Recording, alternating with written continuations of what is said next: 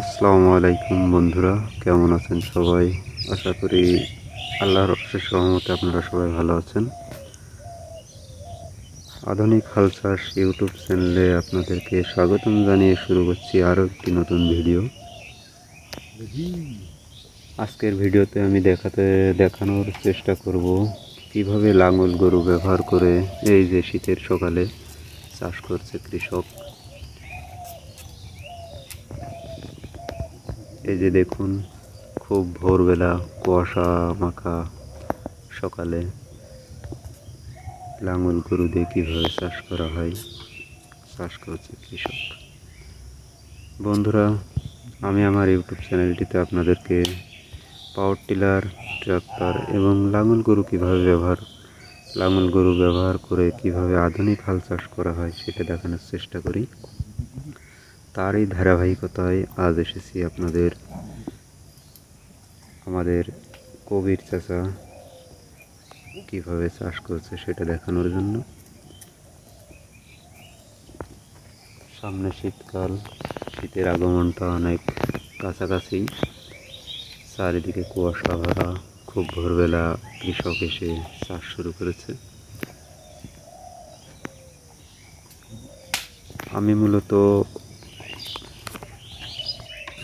সকালের টাইমটাই ভিডিও করা হয় বেশি, কেননা কৃষকের কাজ সকাল সকালে শুরু হয়ে যায়। আর আপনারা দেখতে পাচ্ছেন চারিপাশে কতটা কুয়াশা, পাখির ডাক, কিচিরমিচির।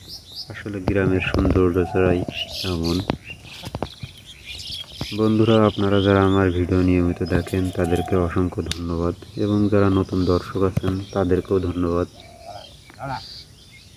আমার ভিডিওগুলো যদি ভালো লাগে তাহলে লাইক, কমেন্ট অ্যান্ড শেয়ার করবেন, এবং পরবর্তীতে কোন ধরনের ভিডিও পেতে চান সে বিষয়েও জানাতে পারেন আমাকে। আমি চেষ্টা করব আপনাদের চাহিদা অনুযায়ী ভিডিও বানানোর। আর আপনাদের এলাকার চাষের কী অবস্থা সেটা বলতে পারেন, যেহেতু সামনে শীতকাল, শীতের সবজি বোনার বা রোপণের টাইমে আসছে। আমাদের এখানে সবাই একই কাজে ব্যস্ত, জমি প্রস্তুত করছে। কেউ লাঙল গরু দিয়ে, কেউ ট্রাক্টর দিয়ে, কেউ পাওয়ার টিলার দিয়ে। যত তাড়াতাড়ি সম্ভব সবজিটা যেন রোপণ করা যায়। যেহেতু বৃষ্টি হচ্ছে ধারাবাহিকভাবে, সেহেতু ওই দুটোও আছে, কেননা সবজি চাষ করতে ওই দুটোও ভালো, বৃষ্টি হলে সবজি নষ্ট হয়ে যায়। হ্যাঁ,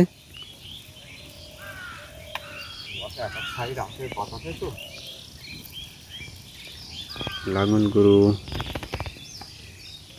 অনেক দিনের ঐতিহ্যবাহী একটা চাষের যন্ত্র। লাঙল গরু ব্যবহার করে আসলে কৃষকরা অনেক আগে থেকেই চাষাবাদ শুরু করেছে। এটাতে অনেক সুবিধা। তবে যুগের পরিক্রমায় এখন ট্রাক্টর এবং পাওয়ার টিলার দিয়ে সবাই চাষ করছে। তো বন্ধুরা, আপনারা যারা নিয়মিত আমার ভিডিও দেখেন তারা অবশ্যই লাইক, শেয়ার এবং কমেন্ট করবেন, জানাবেন যে ভিডিওটি কেমন হলো। ধন্যবাদ।